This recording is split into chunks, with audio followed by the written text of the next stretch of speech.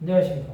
오늘은 사도행전 11장 7절에서 13절의 말씀으로 베드로의 예루살렘 교회 보고 두 번째라는 제목으로 하나님의 말씀을 나누고자 합니다.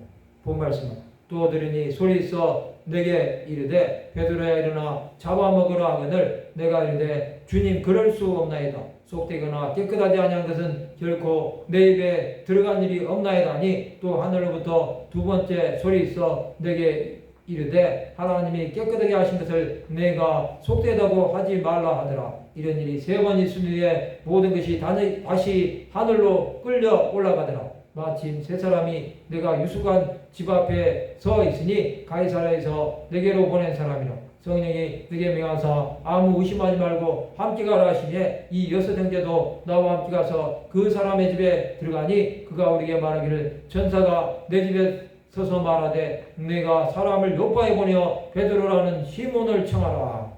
베드로는 계속해서 보고를 합니다. 하나님은 베드로에게 이방인에게 가라고 명령하셨습니다. 하나님은 베드로에게 두 번이나 가라고 말씀하셨습니다. 이런 일이 세 번 있은 후에 모든 것이 다시 하늘로 끌려 올라갔습니다.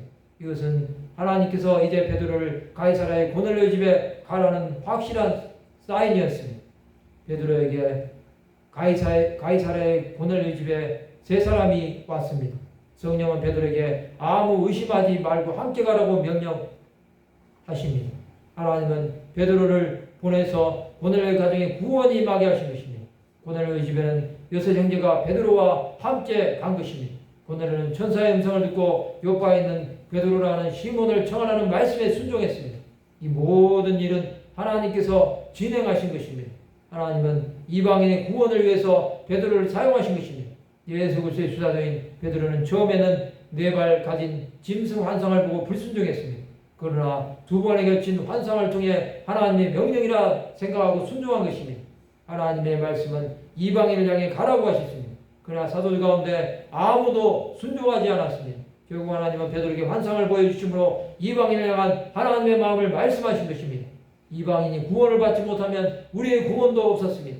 유대인은 이방인을 배척했지만 하나님은 이방인을 불쌍히 여기신 것입니다.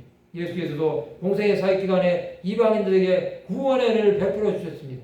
버림을 받을 수밖에 없는 이방인들을 사랑하시면서는 하나님의 자비하심입니다. 그 자비하심으로 수많은 이방인들이 구원함을 얻어 하나님의 자녀가 되었습니다. 성도 여러분, 하나님은 우리를 구원하시기 원하십니다. 그 사랑에 우리는 감사하는 자들이 되어야 합니다. 자격이 없고 죽을 죄인들이지만 십자가에서 흘리신 보혈로 우리를 구원해 주셨습니다. 그것은 하나님의 선하심을 죽어가는 영혼들에게 보여주신 것입니다. 이제 우리는 하나님의 사랑을 갖는 자들이 되어야 합니다. 그것은 아직도 주의 소리를 알지 못하고 죽어가는 영혼들에게 하나님의 사랑을 전하는 삶을 사는 것입니다. 그러한 일에 우리는 사명을 가지는 자들이 되어야 합니다. 말씀을 마치고자 합니다.